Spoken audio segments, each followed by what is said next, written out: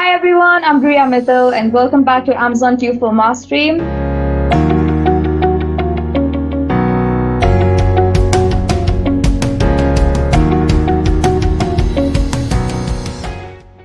We have Ryan Mulvany with us today. Hi Ryan. Hey. So Ryan Mulvany is the founder of Quiver and he's made over $1 billion in Amazon sales. He calls himself an Amazonaholic and I can clearly see that. He also acts as an advisor to big clients because he sold Quiver to Advanced Solutions in 2017. So we're so glad to have you here with us, Ryan. Ria, thank you. Glad to be here. All right, so Ryan has prepared a very sparkly, very Christmassy PPT for us. I'm sure our viewers are going to enjoy looking at it thoroughly. So let's dive right in. Okay, let me get the tech right here and go to screen share. So this is the holiday road to success on Amazon during the holidays. All right, this is one of the scenes in the movie. It's like in the beginning, he's trying to hang the Christmas lights. People hang Christmas lights in India. Is that a thing or is that an American thing only? Christmas is an American thing. Yeah, okay. All right. Hopefully there's some Americans in the audience that can appreciate the references. But anyway, he's trying to hang the Christmas lights and it's not going so well. So anyway, today what we're going to talk about, we've got conversation starters. The first one is not about me. I think it's really important to tell you who I'm not, and then we can talk about who I am. We're going to go live within Amazon, give you a little glimpse of how we look at the Amazon marketplace and further how you could potentially be looking at it. Talk about Amazon best practices, talk about ads considerations, considering this is the ads week of the event. We're going to go live again, talk about some of those best practices, but actually see them in action. I'm going to invite Ria too to ask me questions during that part.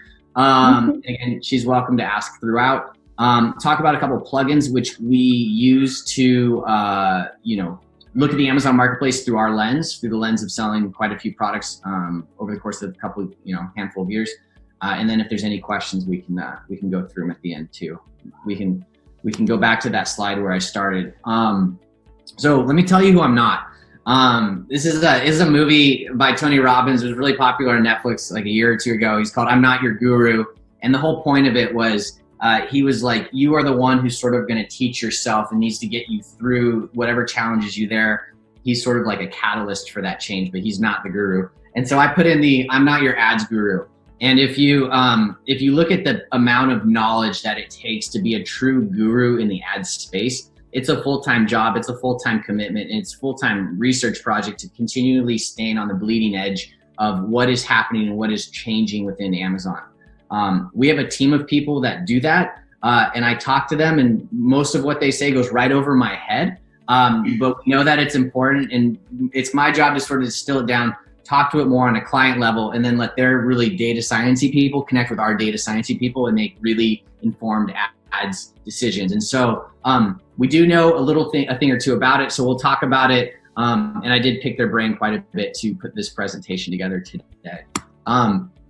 Like Ria was saying, Background's been selling on Amazon for about 12 years. We actually have a business model where we take an inventory position on behalf of brands. We saw the private label movement happening, call it 6 or 7 years ago, and knew that was going to disrupt some of the largest brands in the United States. And so what we decided to do was take their best practices and show brands how they could do that. And we did that as a seller on their behalf. We also launched a handful of our own products, sort of in conjunction. We sold the business 3 years ago to a strategic partner called Advantage Sales Marketing.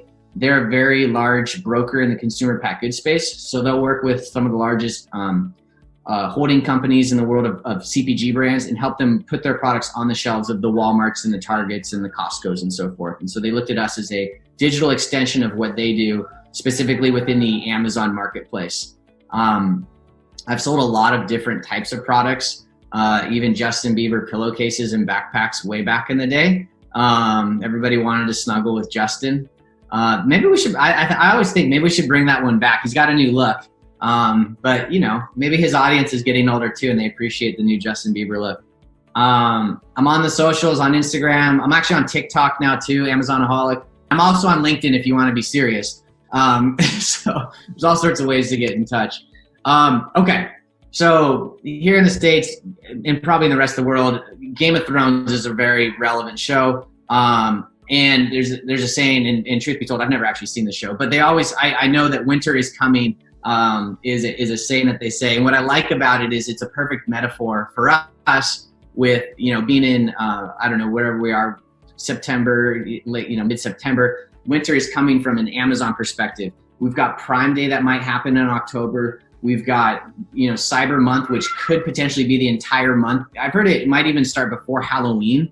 And then we've got, your Cyber Mondays, your Black Fridays, and then you've got the holiday season coming. And so the whole premise of this is, what can we do to prepare now and lay the groundwork so that we have a successful holiday season? And ultimately, what is the type of groundwork we can lay now so that we have a successful holiday season from an ads perspective? So what I wanted to do was share a different screen, new share, and talk about holiday lights in September. And so people, might say, like, why would you want to put products like holiday lights or Christmas trees in Amazon's fulfillment centers in the middle of the year? And truth be told, maybe you don't want to take a massive inventory position throughout the year until it's holidays for these lights. However, Amazon, we know, is a momentum model. So the more that we have sales funneling through our products within the Amazon marketplace, the more visibility Amazon is going to reward those products within their catalog. And so if we lay that groundwork now, they're going to reward us with organic visibility later. The other side of it is, from an ads perspective, bidding on terms like holiday lights or Christmas lights is probably pretty cheap for most of the year. And you can continue to funnel in sales for those products throughout the year to, again, get more organic visibility. So the idea is pay for it when it's cheap and get rewarded with the organic visibility, so that when it becomes really expensive, maybe you don't have to pay as much because you've already got that infrastructure in place that you've done. The other benefit about it is, you can obviously get reviews and all sorts of other things from just selling products throughout the year. So yeah, that's holiday lights. The other thing I thought was pretty interesting is, if you look at like gift baskets or cookie baskets, and again, you would assume that they would just pull these things out throughout the year. But what a lot of sellers will do, and I'm not necessarily saying I'm endorsing this, is like this title right here. They'll say, look, this is a holiday nut gift basket. And actually, this one's pretty good. This one's okay. But they say it's good for Christmas and Mother's Day and Father's Day. So they include some of the keywords in there that are relevant to what they're selling. I'll even see them go as so far, and again, this is the part I'm not endorsing, well, they'll change the title depending on the season. And so if it's the holidays, they'll make it really holiday specific. And then when it comes back into January, they pull it back, and maybe this is your New Year, New You bundle because it's low carb and it's all nuts. I don't know. They get very creative. You'll also see them get super creative on the content side over here. So they'll start putting up new images that are holiday focused. That's a little bit less of a risk in my opinion, because, those can sort of swap in and out. You're not, the title is supposed to be the title of the product, and it's supposed to always stay the title of the product. The images can sort of fluctuate in and out. And so again, and this is something we're going to talk about later, just some of the tools that we use to look at Amazon's marketplace to assess how well products are doing within the marketplace. This is a tool that we use which tracks the sales rank, which is this green line, and it shows us how well this product is selling over the course of a year. And maybe I can zoom in on that so you guys can see it better. And you can see the lower this line goes, the better that product is selling. So you can see November, December, look at that sales, and then January, February, it starts going up. And then what did it get right here? It drops back down, probably because it's a Valentine's Day gift. And then it goes back up March, April, May. And again, this is like COVID times. So maybe we need to go back even further. And you can see some of the seasonality points here where like, hey, there's actually, key months of the year, like July, that looks like maybe that's a Father's Day gift thing or Mother's Day. And again, there's ways that you can be opportunistic with the products that you sell so that they don't have to just be a seasonal thing, or they can just be relevant. So again, the whole premise is, how do you do the work now so that you're rewarded with it later? So let me do a new share, go back to my PowerPoint. So I'm going to get off my winter is coming soapbox. And really, like all I'm reiterating is just start now. You get reviews, you get the real estate, you also get run rates. And we know that more important than now is Amazon is assessing how much volume your product is doing to then either reward you or hinder you with how much inventory you can put in their fulfillment centers. So if there's no inventory turning for these products, you might get to like October and be like, okay, we're ready to send in our shipment now. And Amazon's like, cool, you get 50 units. And you're like, wait, what? Well, you haven't been selling for the entire year. We don't know what the volumes are. And again, you could argue the other way and you could say, well, if we've been trying to sell something super seasonal in, July and it wasn't moving, Amazon throttled down our run rate. But again, if you're not pushing it throughout the year, you're going to have some challenges, I think, through the latter part. And again, you just get good data too. So when it comes to, ads, we always pause and talk about, well, what is everything else that you're doing before we talk about ads? Because the last thing we want to do is drive attention and eyeballs to a listing that maybe doesn't have favorable reviews, or maybe has prices that aren't in alignment with how cheap you could get it on another website. And so when it comes to optimization on Amazon, we talk about a couple things. So the first is product, and that is ultimately, and we'll see examples of these in just a couple slides. We'll go back live. Titles, bullets, descriptions, brand store page, images, video. These are all the things which allow you to give a little bit more depth to your product listing. And what's cool is if you go to any of your competitors, especially the ones that are the best selling versions, you can get so much inspiration behind, all right, maybe this is how we should structure our title, or here's maybe how we should do the bullets, or here's some of the things that are working for them from a description standpoint or from an image standpoint. So the first thing to pay attention to is that, because again, if those aren't in alignment, there's no point to drive people to a listing with one image and a bad title and no content and no data points. The next thing we pay attention to are the sellers. And so within our business model, where we actually go out and represent other brands within the Amazon marketplace, oftentimes there's other sellers on the listing other than them. Or maybe they're selling to Amazon direct and they want to unwind that relationship. Or maybe there's counterfeit concerns. So again, these are all the types of things you're going to want to really hone in. If you're a private label seller, really, unless you're having rogue sellers set up because maybe you're wholesaling your product out there, that doesn't tend to be an issue. But if there are counterfeit challenges for you, again, you're not going to want to drive a bunch of sales towards a listing where there's a counterfeit on there, because ultimately there's, you're going to be paying for a sale that's not yours. Price, super important. Is your price in alignment with retail? Is it in alignment with your competition? Is it historical pricing on Amazon? And really what that means is it up or down? Because let's say you want to do a Black Friday sale. You want to do a lightning deal. What they're going to do is they're going to do a look back, 30 days, 60 days, 90 days in some cases. Again, every deal type is different, and determine what was your lowest price at any point, and then they're going to dictate what price you have to be able to discount it at. They're going to want to make sure that you have the ability to discount down. So if you've been just discounting, Amazon's going to be like, all right, if you want to do something on Black Friday, you got to go 30% lower than whatever you're discounting before that. And you're like, whoa, that's not even profitable. So again, laying the groundwork now is super important so that you can, set yourself up for success later in the later months of the year. Reviews, Q&A, comments. Again, these are sort of user-generated content on a product listing, making sure that these are all in alignment. Sometimes sellers don't pay attention to what questions people are asking, what comments they're leaving.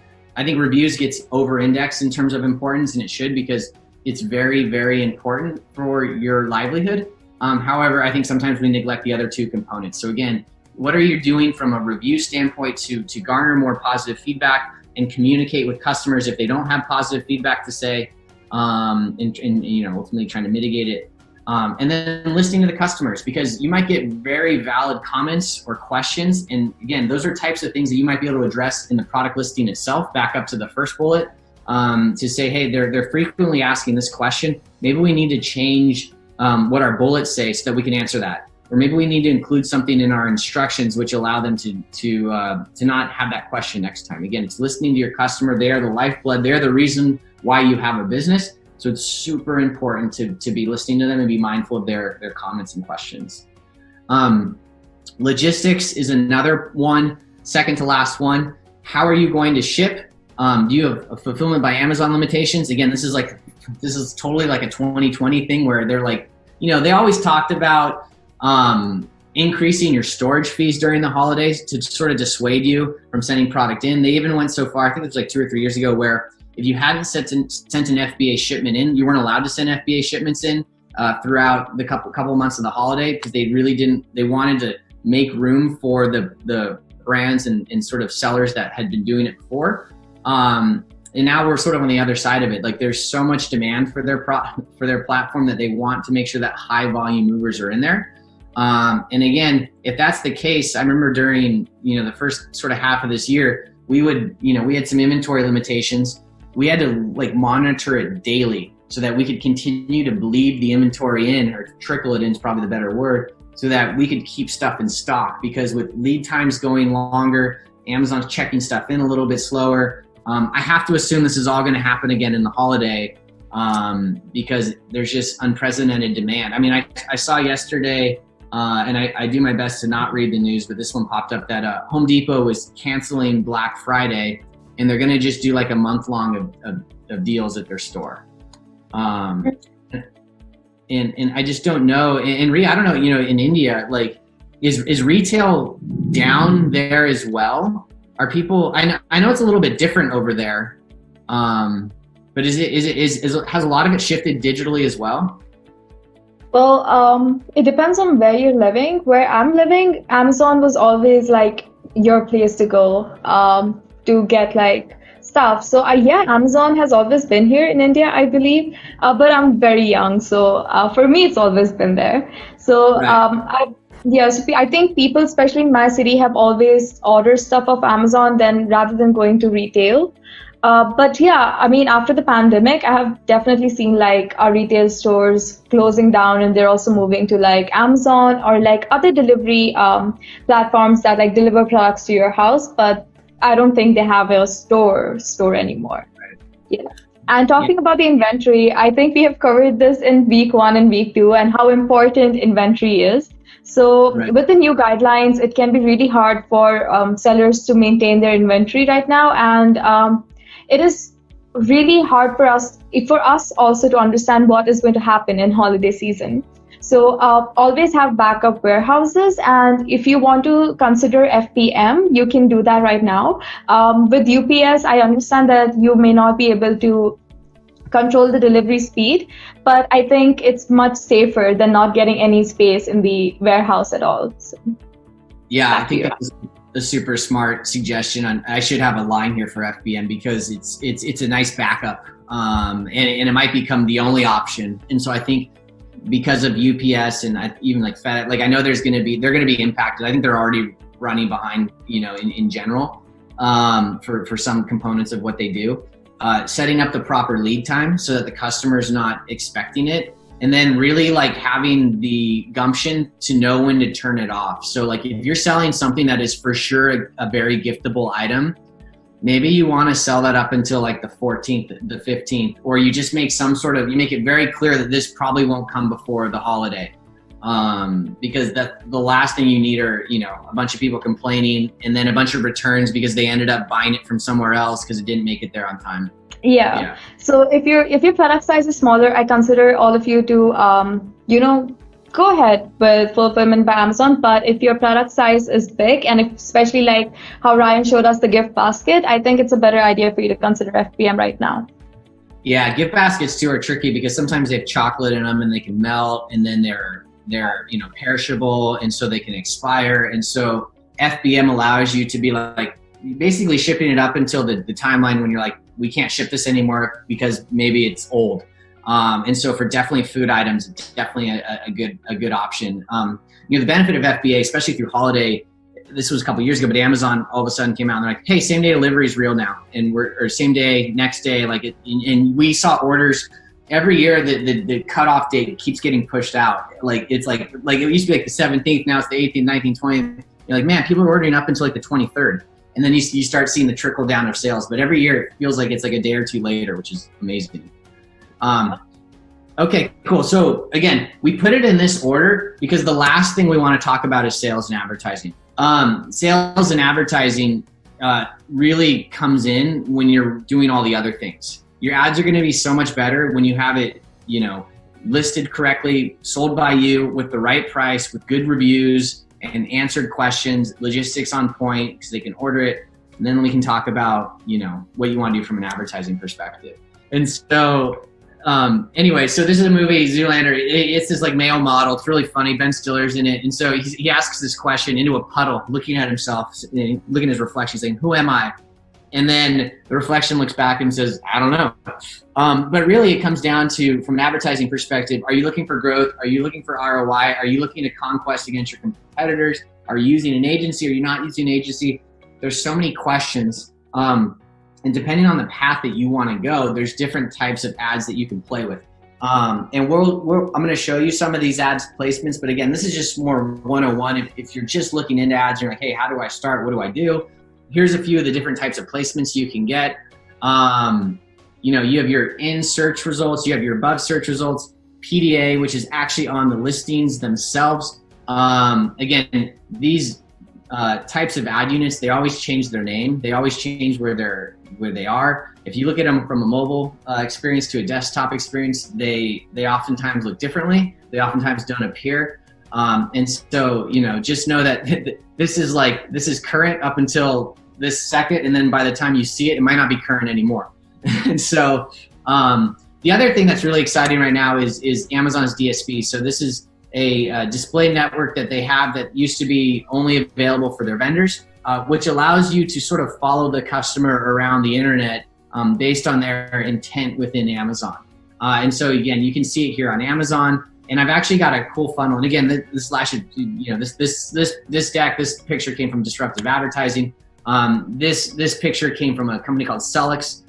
It's an ads platform. And what they do is they go through this pretty cool journey of how you can use the various types of ad placements to follow somebody. And I think he was buying like a vegan snack or something. And so they were talking about sort of at the top of the funnel, you know, here's a typical, you know, ads funnel: awareness, interest, consideration, conversion, retention, referral. And what they're talking about is, you know, on the top left here, all right, so he's watching a video on, you know, IMDb, which is an Amazon asset, or even Amazon Prime streaming video, and they run an ad. So now he's aware of it, but he's not really paying attention to it because none of us pay attention to ads, we think.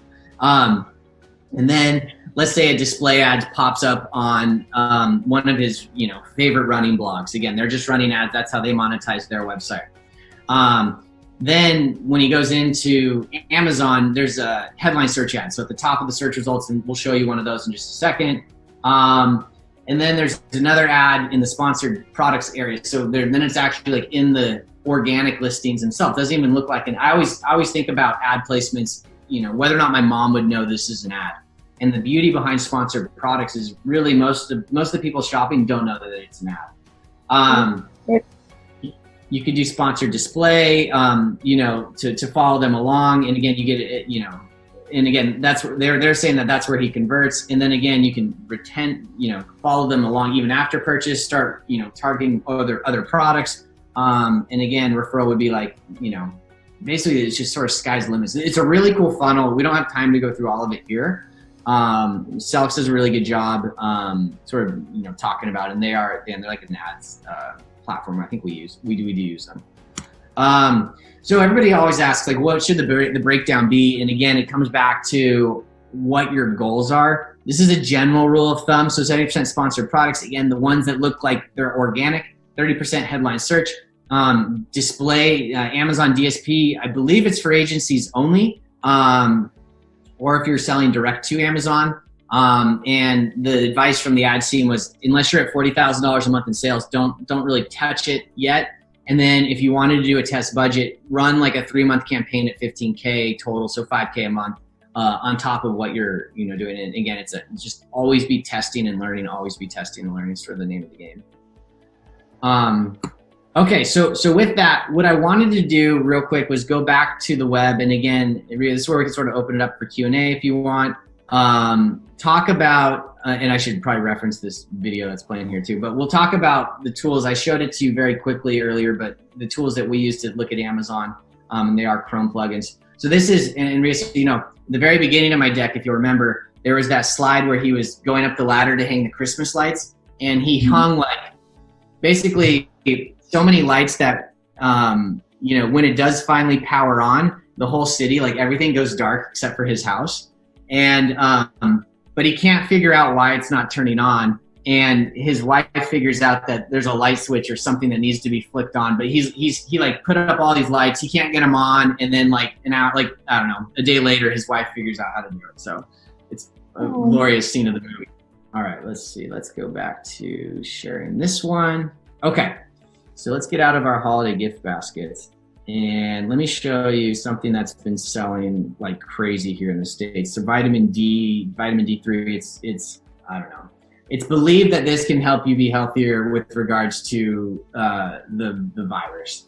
And so as a result, it's a very competitive term. So when you search for a term like vitamin D3, what we're going to see is we're going to see our headline search up here. Again, it's cool. You can put in an ad, you can put in, a product with some content, a couple options, and then we've got our sponsored results. And again, if you look at this experience, everything above the fold is an ad. There's nothing organic about this experience. And so, again, if you're looking at a product from a holiday perspective, knowing that this real estate is cheaper to tie up now, it's probably important. Again, these aren't seasonal items. So, they're going to probably have to play this game all year. But again, these placements are going to get super expensive during the holidays. So right now, let's see. So vitamin NatureWise D3, like where do they rank organically? Right there, NatureWise D3. So there's a correlation between, hey, they're doing well here. They also are being rewarded with organic visibility. Right here, Sports Research D3 is number 2 organic D3. What I like about this brand in particular is some of the optimization things. But before we get into that, let me just show you this tool, because I know that I look at Amazon and see things. I become blind to some of the things that we have here. So this first tool, it's called DS Amazon Quick View. It's a Chrome plugin. What I love about it is all the details that I normally have to go into the product listing to see, they pull out and display front and center on search results. We can see the best sellers rank. We can see the subcategory sales rank. We can see how it's being sold. So is it being sold direct to Amazon? Is it being sold by a seller? And for us, because we work with a lot of brands, sometimes their products are sort of widely distributed, and you'll see a listing here where I'm trying to see, this is not largely dominated by sort of rogue sellers. But you sometimes will stumble upon a listing where there'll be like 10 or 12 sellers. And again, it allows us to determine like this Frida one, for instance. It allows us to determine, do they have a supply chain problem pretty quickly. So that is DS Amazon Quick View. Again, it's a Chrome plugin. Don't work for them. Just use it and love it.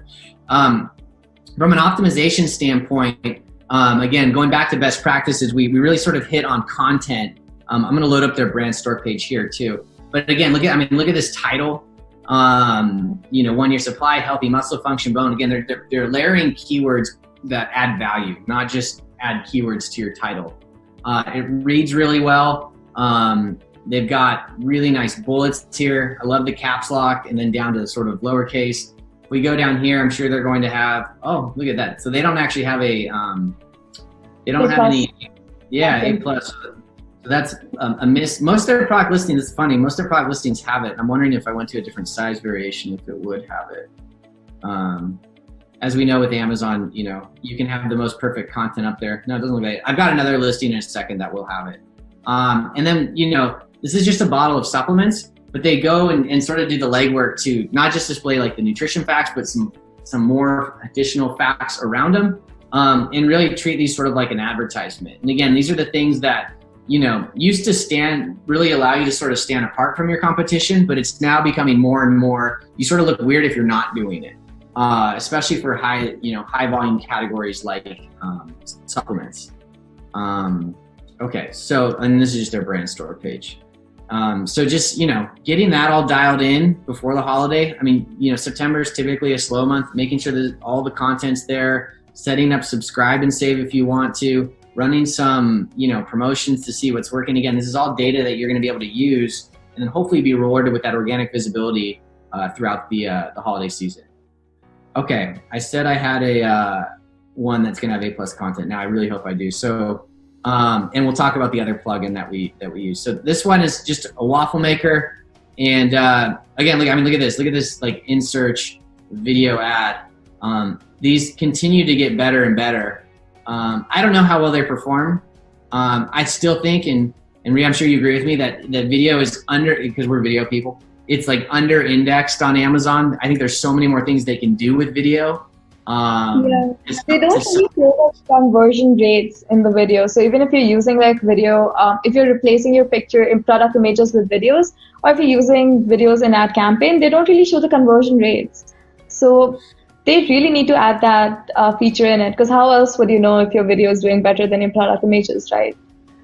Yeah, it's not the way that we normally shop on Amazon, using a video to help us decide. But if you see a well-made product video, it sells you so much better than an image ever will. Or if you're on Instagram and an influencer is like, hey, look at this new tea that I have, and I love this tea because this, and like, I'm buying it, like I'm in, versus what we just saw in sort of a static version.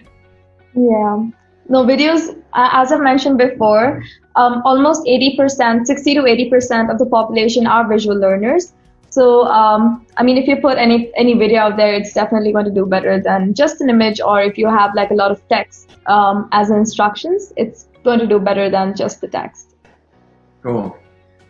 That's amazing. That's amazing facts. I didn't know that. I fall into that bucket. Definitely. So this is a company called Dash, and they they make all sorts of cool products. But one of them is it's a mini waffle maker. Actually, I'm gonna buy one. It's like $10. Like, who doesn't want a mini waffle maker for $10? And always make good content. And again, let's see if they've got. This is cool too. Amazon's starting to display image galleries, so they're displaying out all the images for a product listing. And again, here's your beautiful sort of A+ content. Yes. And so again, let me go back to waffle maker. Let's see if we search for waffle maker, who's running the ads. You do have some. So this displays a little bit differently too. This is another reason why you don't want to wait for the holiday to figure out how your category is displayed within Amazon. So we can see here that we search for waffle maker, and we have an ad here. We have a shop by price module. We have a bestseller by brand that is actually scrollable. We have editorial recommendations. We have a video ad, and then we have a sponsored ad, which is made by that brand we just talked about. We have another sponsored ad. So again, it's a whole different, user interface versus supplements.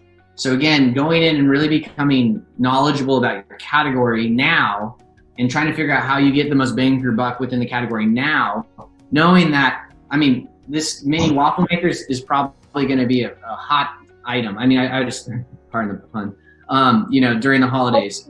From home. Even if work from home, like mini waffle maker is something so convenient to have at home.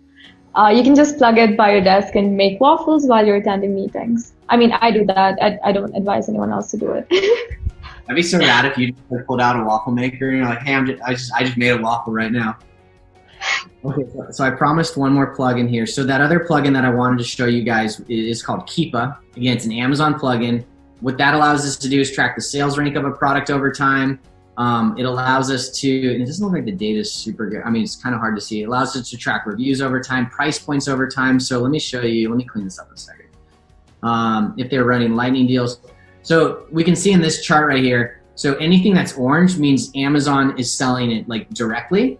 And then when it goes into the blue line without the orange, that means it goes out of stock. So what you see here is anytime that it goes out of stock, rogue sellers bring the prices way up. And then when Amazon comes back in, but let me try to find one, because it looks like the data is just not ideal. Let me click on, I don't want to click on anybody's ad. Let's click on these guys right here.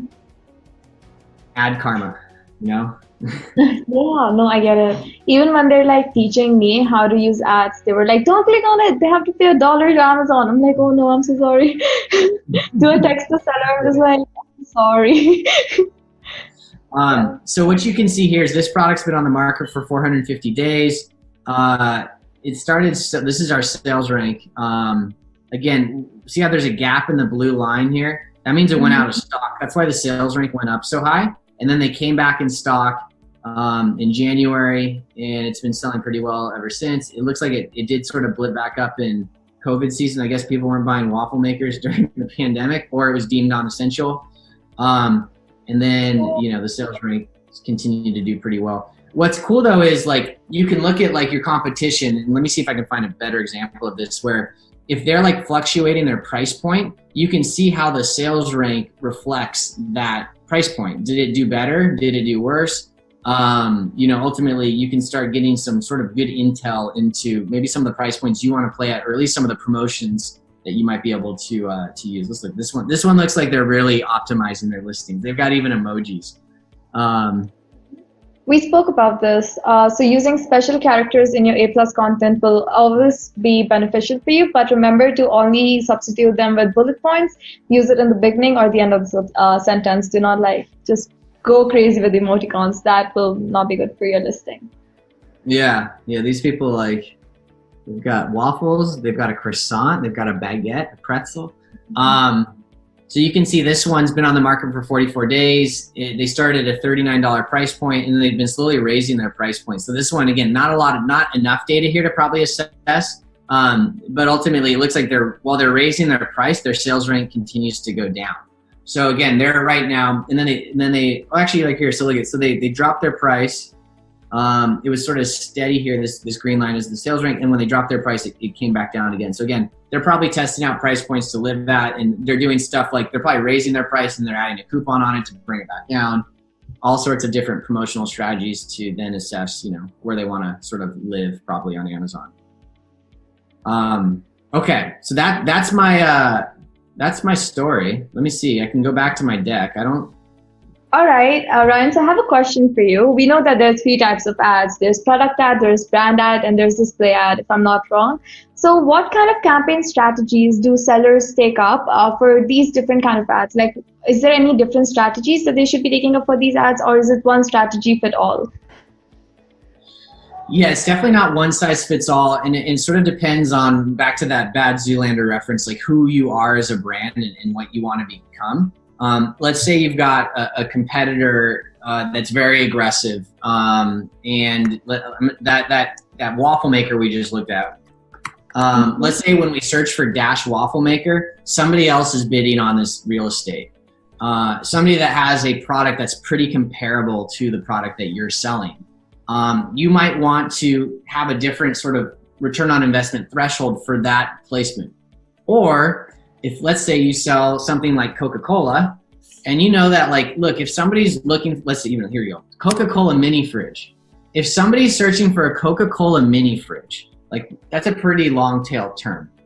Like, Crumpet bidding on that term, it's probably not the most efficient use of their dollars. If someone's searching for a Coca-Cola mini fridge, they probably want a Coca-Cola mini fridge, and you have some defensibility. So maybe you don't need to waste your ad dollars on this placement. So again, I think it depends on ultimately the types of products you're selling, where you are from a growth perspective. Because if you're in a growth mode and we're selling, let's say protein bars, which is a very broad term, and let's go even like down one layer. Let's say we're selling vegan protein bars. So now we've added some additional sort of layers into it, and we know that on average, if we can get somebody to buy, and I know these guys Rise, we can get somebody to buy our Rise protein bar, the lifetime value of that customer is going to be $5,000.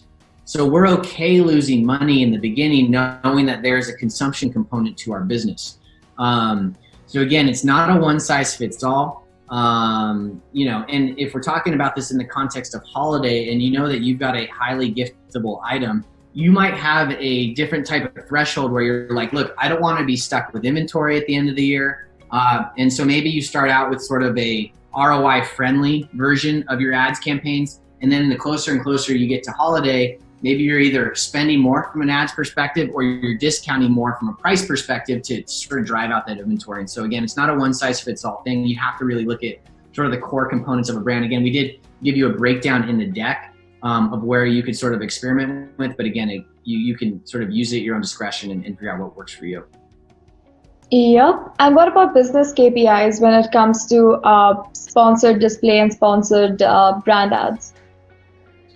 Yeah, again, I think it's going to be depending on where you want to be. If you're looking to grow, we've talked to many businesses in many phases of their life cycle. Some were, growing and really focused on EBITDA. Some were growing and focused on top line revenue because they were going to exit. And so again, it sort of goes back to what do you want to be when you grow up? And then we can back into our targeted, return on investments accordingly. Because if you just want to grow your top line, you're okay losing money on the bottom because you're going for like, all right, we're just going for customer acquisition mode right now. So yeah, it's not you'd have to talk to the brand to really sort of help them figure that out. Yep. And Do you know anything about demand side platform ads? Yeah, so if we're talking about the same thing, really what it allows you to do is follow a customer based on a behavior within Amazon, and then target sort of lookalike audiences and all that fun stuff. You know, you're getting some of that Facebook demographic targeting, but you're getting it within Amazon. And what we love about that is, you know, we had a guy back in the day at our company, he would say that people go to Google to look around, they go to Facebook to see what their friends are doing, they go to Amazon to buy.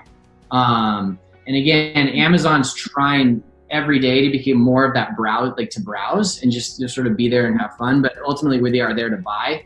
And if you don't buy for some reason, they do have a platform. I'm just going to go to like weather.com and see if those products are following us around the web. And so I see them in my weather.com app sometimes, and maybe I can pull it up here. I'm not seeing any.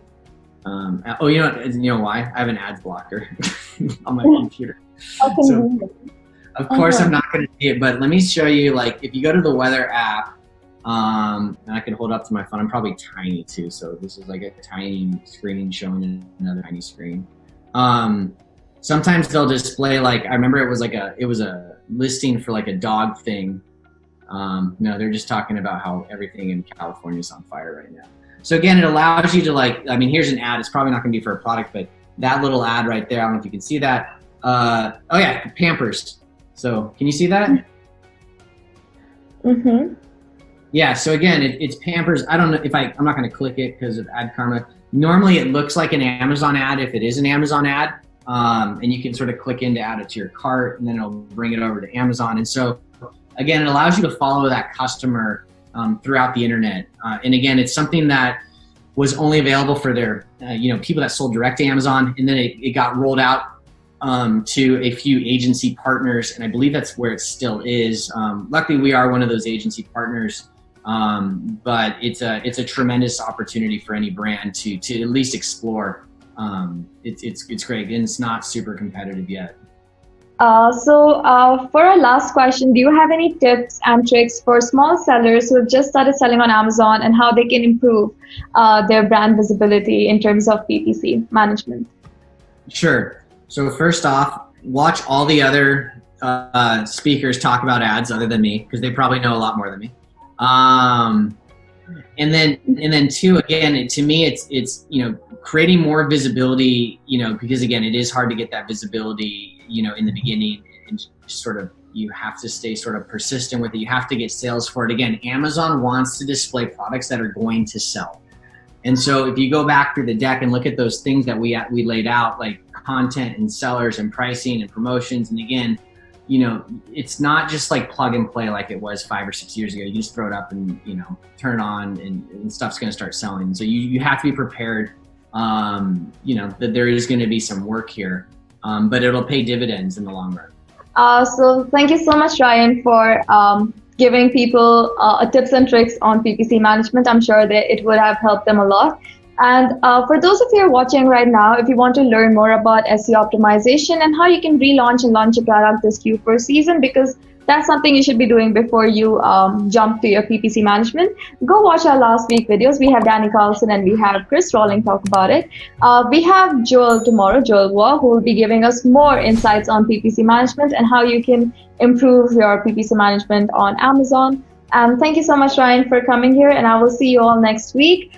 Do sign up with SellerApp for a free trial, and you'll see how SellerApp helps Amazon sellers skyrocket their business. We have free tools such as PPC Analyzer and Keyword Tool, which will be linked here. So do check that out and let us help you with your Amazon journey, and I will see you tomorrow. Bye-bye.